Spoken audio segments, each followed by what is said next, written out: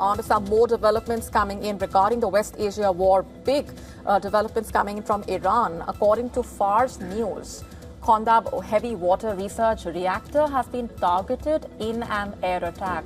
So that's the latest coming in from on the ground.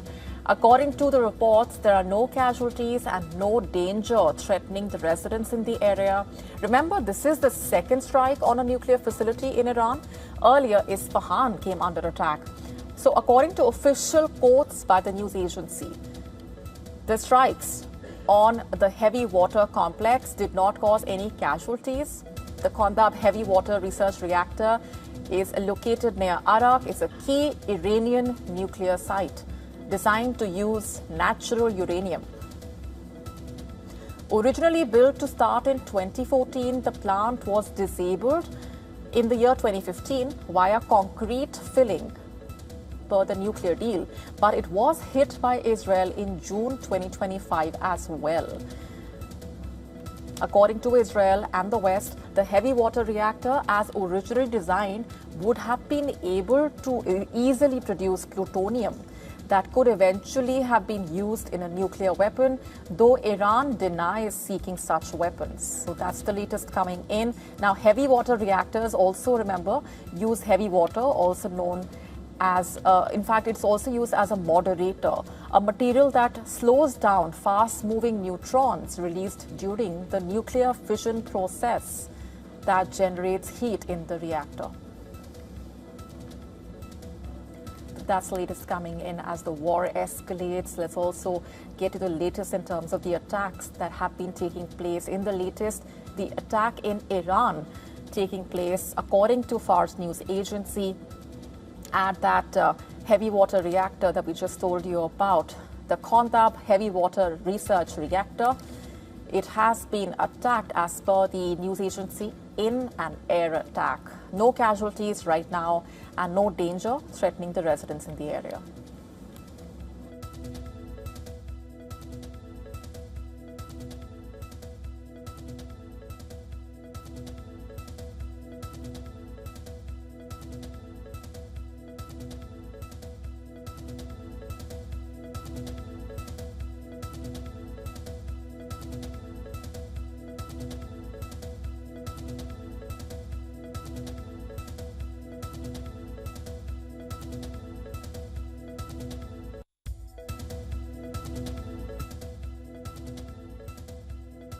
As we piece together the latest coming in, let's also tell you what the news agency has said, also giving you a bit of a backgrounder in terms of the location of this site and the significance of this attack.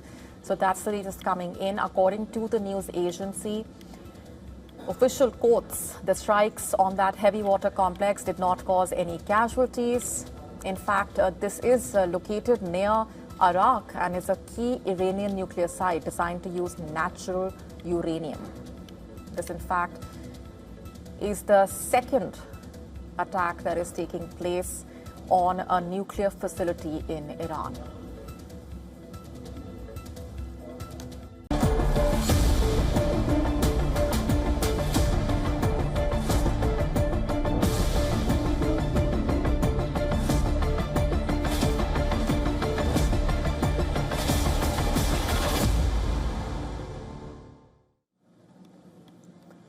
The West Asia war has triggered a global energy crisis with disruptions in the Strait of Hormuz, while the US and Israel claim to have dealt a big blow to Iran with its thousands of strikes.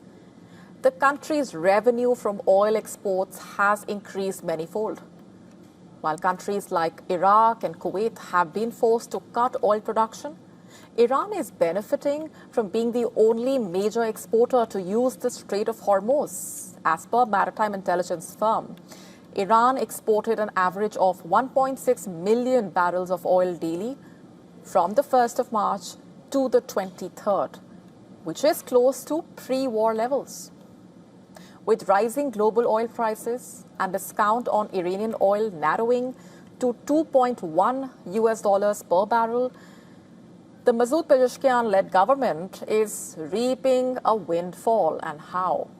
As per reports, it has earned close to $139 million on an average daily in the month of March. And that marks a substantial increase in revenue from last month, which saw Tehran selling oil worth $115 million daily. So it is business as usual for Iran, as the US has not attacked its energy infrastructure on Karg Island, which handles 90% of its oil exports.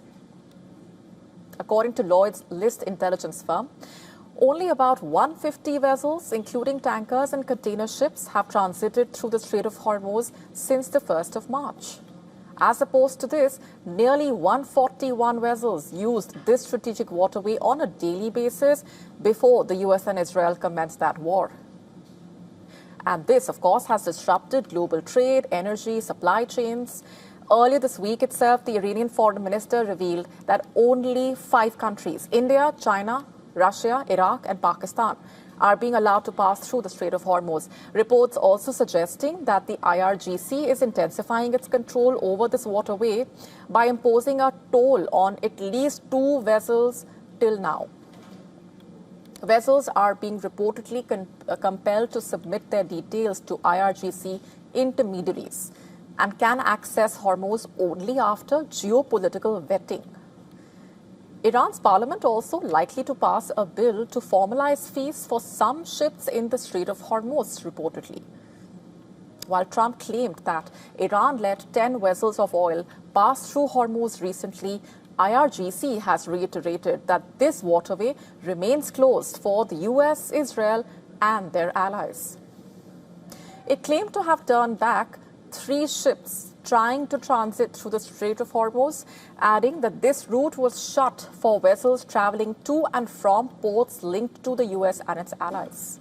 Deep in the open ocean, a rare moment unfolding. It's not a hunt, it's not a part of migration, but new life. And what scientists saw changed pretty much what we know about whales. Our next report telling you more about how a deep-sea giant is bringing new life under the watchful eyes of a protective circle.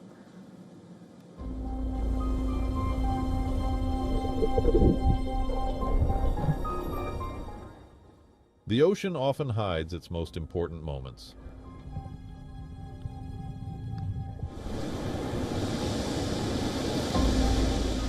Vast, quiet, difficult to observe.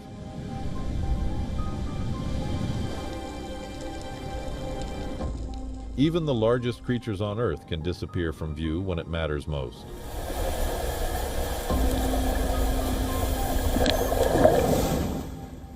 For decades, one event remained almost unseen: the birth of a whale.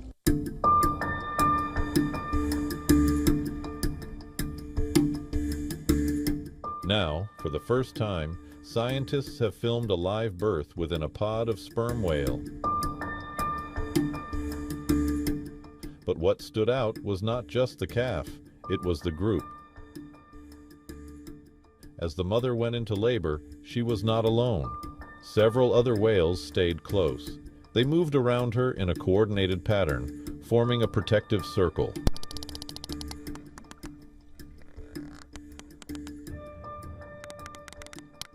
We had been there for almost an hour at that point when delivery happened and the little one showed up, and that first little bloop of the head came up and out of the water. And the boat had been silent, and they weren't that far away, maybe a few hundred meters initially, but then they came and swam right by the boat, lifting the calf out of the water. I mean, it was incredible.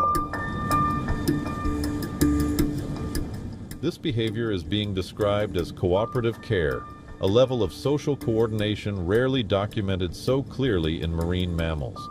It suggests that whale societies are not just loosely connected groups. They function with roles, with awareness, possibly even with such knowledge passed across generations. Sperm whales communicate socially at the surface. They use they call it series of stereotypical clicks. Like in Dominica, they use the 113, which is click, click, click, click, click.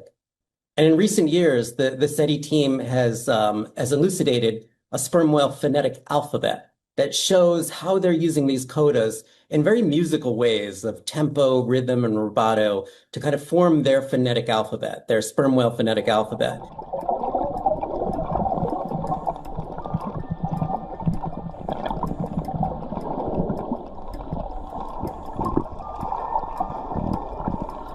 The birth adds a new layer to that understanding. Whales are full of such extremes. The blue whale is the largest animal ever known to exist. Its heart alone can weigh as much as a small car. Sperm whales can dive over 2,000 meters and hold their breath for more than an hour. They hunt in near total darkness using echolocation. Humpback whales are known for their songs, which can travel across entire ocean basins. Patterns change over time, almost like evolving music.